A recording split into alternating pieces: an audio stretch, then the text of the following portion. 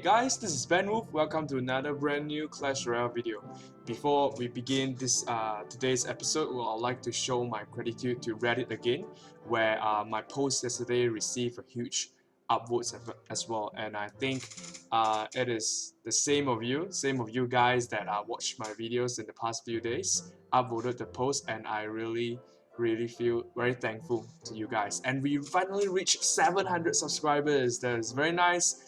A good movement indeed, a good increase indeed, and I hope I can keep on the content. I can keep doing the content that you guys like to see. So now, I think I didn't really explain my own account that much yet, so I'd like to show something to you guys. Oops, sorry, not this one. Wait, how do I show my own profile? Yeah. So this is my account name. It's called Du Shou Lang. It basically means single-handed wolf. Don't ask me why do I come up with that name. I'll probably explain in the future. And then my best season was 306 in the world, the global ranking. And then my previous season was 488, was kind of slacking. And then my highest trophies record is 5,390. And then my Grand Challenge cards won is 143,000, which is all grind through Grand Challenge. So I have a lot of experience to play this, and I actually prefer to play Grand Challenge in a normal account where everyone is equal, and then it will be fun to play that way. For ladder, it will only be fun when everything is max, so everyone will play at equal as well. But playing max at the ladder is very different playing max in the Grand Challenge because of how the unit is very strong when they are max compared to the level 13 King Tower. So now, back to today's episode. We have another 12 wins in Grand Challenge again, but we don't have 0 losses, we have 2 losses. Today's episode was a very close one, but I found this deck which is very fun. Now we have to jump onto the bandwagon. We have to train the PEKKA right now. I have a lot of friends who is a very good player as well, and some of them is in HK esports, where they have 10,000 gems tournament in these few days, and then all the top 3 player is using PEKKA. So I think PEKKA is on the run right now. And by the way, this deck by no means I didn't create it at all. I directly copied it. I didn't even modify anything from a guy from SDK. His name is Eddie, and he is in TV Royale. I'll show you his replay just right here. Alright, so this is Bright Light versus Eddie from SDK, and as you can see, he's using this deck. Everything of his card is max besides the lock, so I think that comes in pretty handy. And then this is his profile, this is his deck, he's still using it. And I think it's actually fun just by looking at that video. I mean, just looking by that replay. If you guys haven't checked it out, definitely check it out before it's gone. Then, so I decided to try it because I want to train more of the PEKKA, and I got 12 wins with it. It was a very close one, and I will need to explain the deck for you guys before you guys try it out. Remember, guys, before you try it out in Grand Challenge, try it in friendly battles and Classic Challenge. Once you get familiar with it, then you can start using Grand Challenge.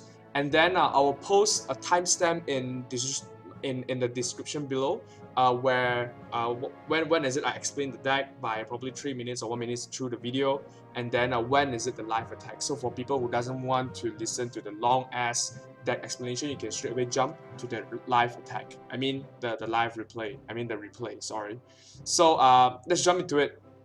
So deck explanation for this deck. Obviously, the key winning condition is not the PEKKA. Alright, the key winning condition is actually separated between the PEKKA, the Lightning, the Baby Dragon, and the Battle Ram. It depends on how you can get the combo towards the enemy tower. So now it's very important that we separate things together. So like how I separate here is very important.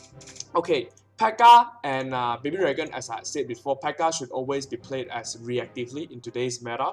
When they place a tank unit, for example the Giant, then you place the PEKKA, then his Giant is doomed. So that's how you want to play it. And then Baby Dragon, I will only play it when my PEKKA crosses the bridge. So when they place a swarm unit like minions or minion horde or a skeleton army, my Baby Dragon will come up very handy and can caught them off guard. And then the Lightning is to support these 2 units together. So these 3 things is together plus the lock. So this 4 spell is 1 push. You want to do with this. Do not use anything else from here to support the push besides the Fire Spirit. So I could say that this 5 depends on how you want to combo it. This 5 is the push, and then this skeleton is the versatile card. You want to use it to distract, you want to use it to pull his mega minion to another lane, you want to use it to defend the miner. And then I lost 2 games just to know the role of the Dark Goblin.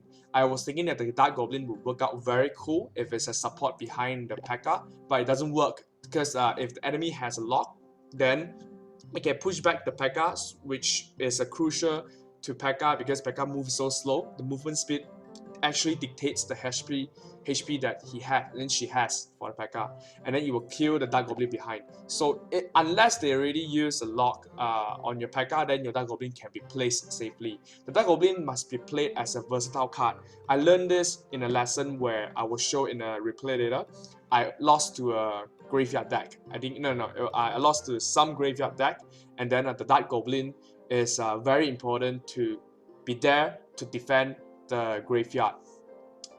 For graveyard, normally we can defend with Dark Goblin, with the Lock, and Fire Spirit. This 3 card is the most effective. The Baby Dragon is not even effective at all. I tried already, it's not that good. So Battle Ram, I think a lot of you will be thinking, what is the role of the Battle Ram? Now, this is the magic of this deck. So let's say the enemy has an Inferno Tower. You want to place a Battle Ram and then bait out his Inferno Tower. By there, you can gain 1 elixir advantage, one profit elixir right there. And then once he plays his Inferno, then your P.E.K.K.A is free to go. It's free to go. So the Battle Ram, sometimes you want to use it to bait out the Inferno Tower. Sometimes you want to use it as a defensive card. It can defend enemy lightning. It can defend if they have a giant. If they have a giant and Musketeer push to come and then you don't have enough elixir, you can use the skeleton to take care of the giant, and then you use the Battle Ram to tank the Musketeer's damage. When the Musketeer break the ram, the Barbarian will kill the Musketeer.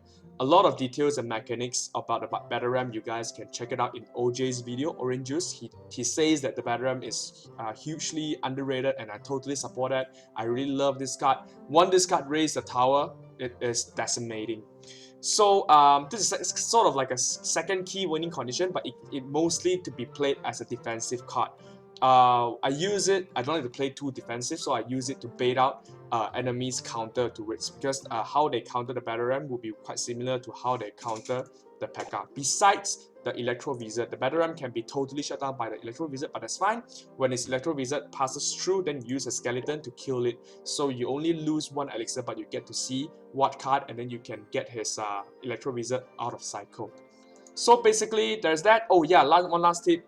The lock is crucial to save, to defend Goblin Barrel. If enemy is playing a lock bait deck, you can use the lock to lock away his Dark Goblin or his Fire Spirit or his Princess, and then you have to save the Fire Spirit to defend as well. You have to save it to defend the Goblin Barrel.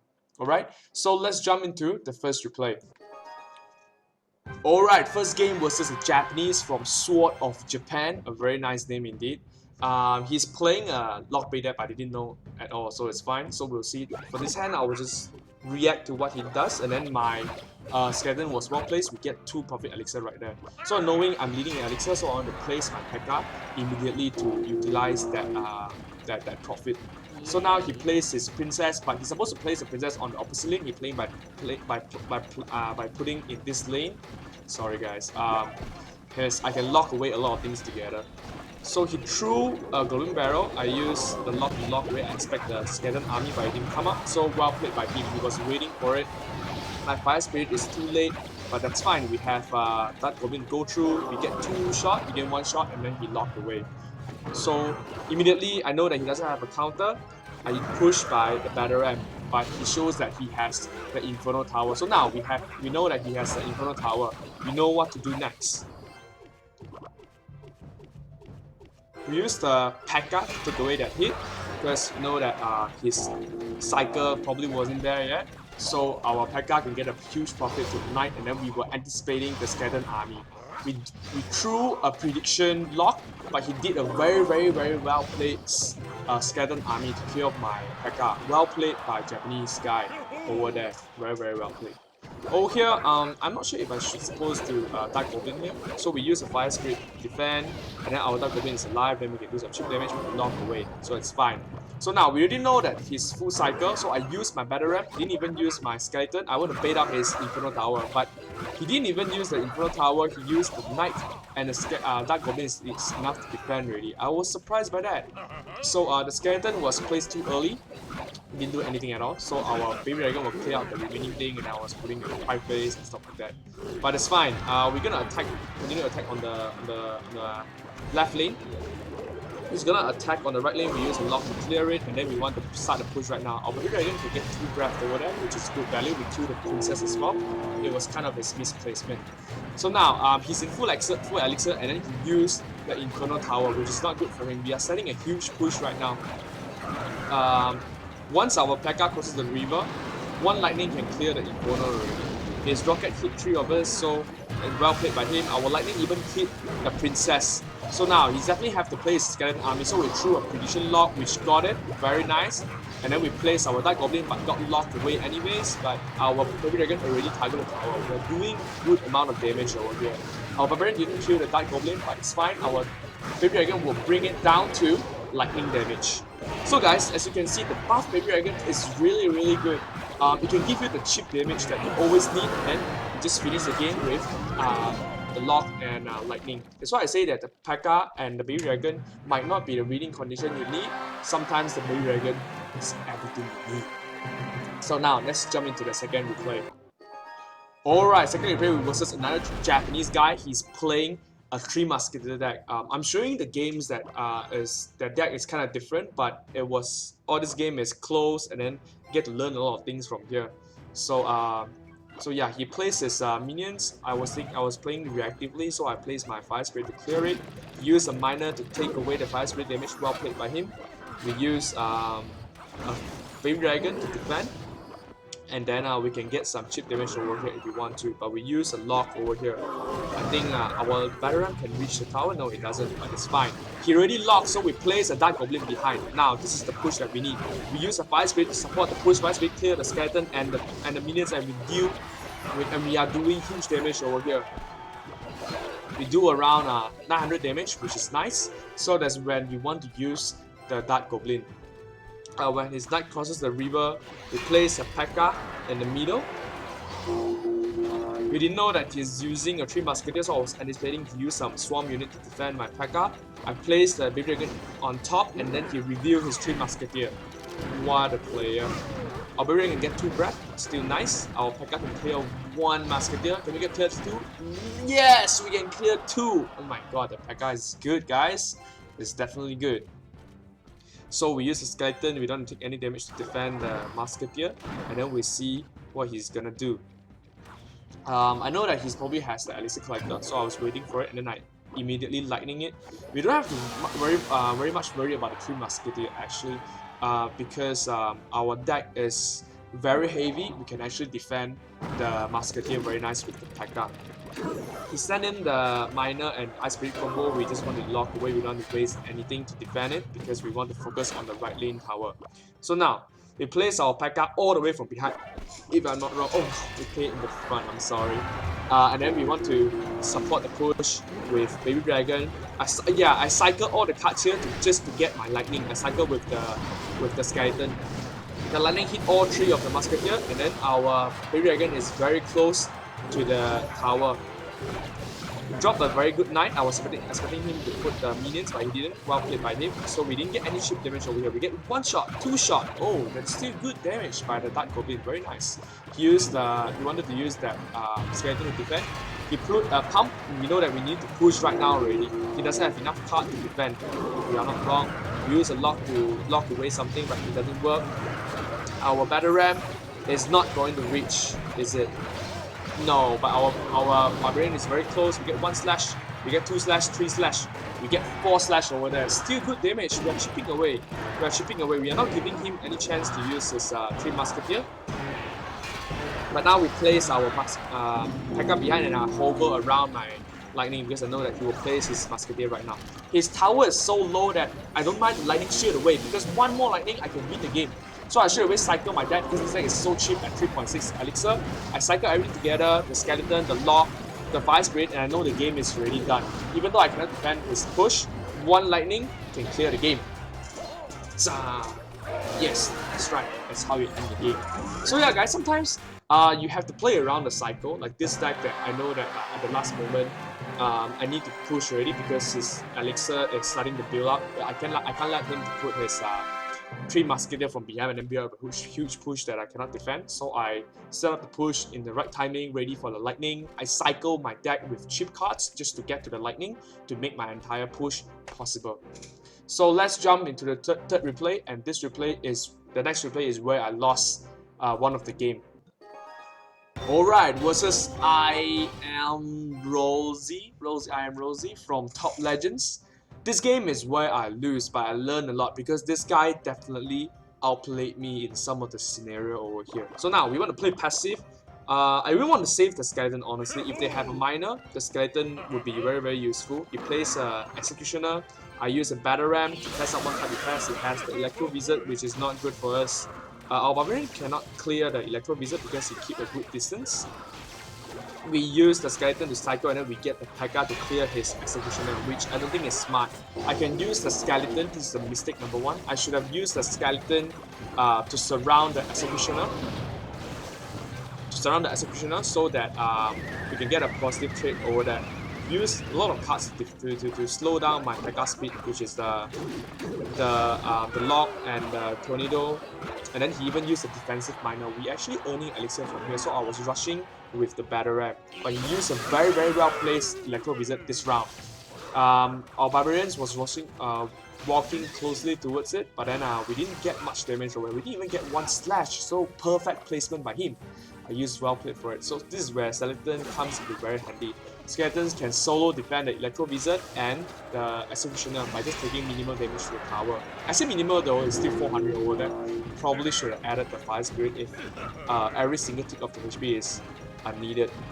So now we are in the upper hand. Our P.E.K.K.A is facing his giant, but he's playing a very good game over here. The remaining games played by him is just well played.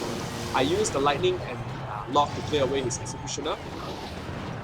Just to damage his tower. Use a Fire Spirit to kill his minions, but it didn't work out because some of the Fire Spirit actually hit the giant instead. So we used some small cards to defend and then we all reset back together. I thought I was having an upper hand over here, giving my Dark Goblin get 4 shots of chipping damage over there. And then we can place the P.E.K.K.A behind, but here is where he plays very nicely. I can say that I have several mistakes as well that makes him to win in the following battle. I put a Baby Dragon and waiting him to put more units. I put a Fire Spirit to clear out his minion. His lightning hit all 3 and then damaging my tower over time. This is the mistake number 2 actually. My Dark Goblin just get banished by the axe. And then mistake number 3, I place a very cocky P.E.K.K.A which gets stopped by everything. Use a tornado, damaging my Baby Dragon as well. And then I was hot-headed, I need to push right now. I put a battle ram as well, but his lightning just cleared everything. Plus the executioner just completely solved everything. We are losing some elixir over here, which is the key part. And then I was afraid that he put a giant, but I didn't know anything. He didn't put it, so I don't want to use my lock over there. So he put a giant. He predicted my Fire Spirit. Well done by him. Very well played, killing my skeleton behind as well.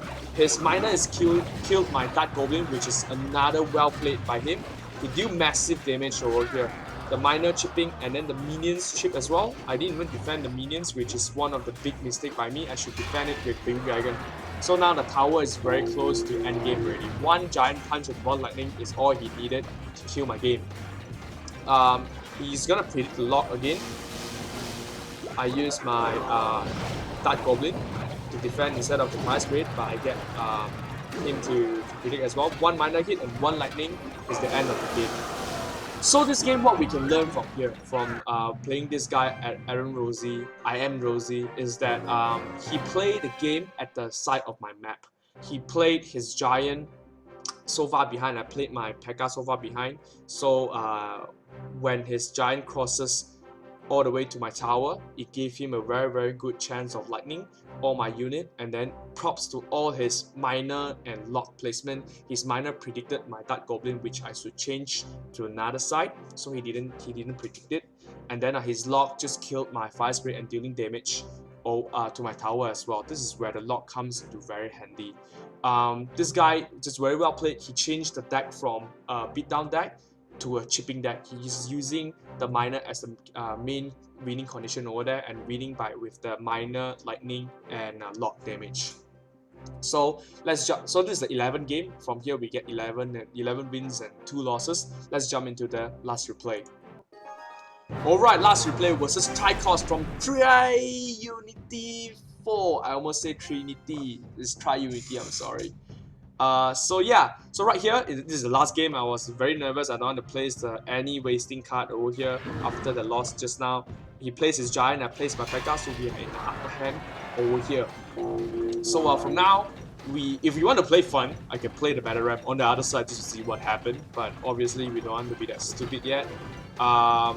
He plays his Executioner. I play a very premature Lightning. I just want to get a chip damage on the tower. And then he's having a huge push over here, but it's fine.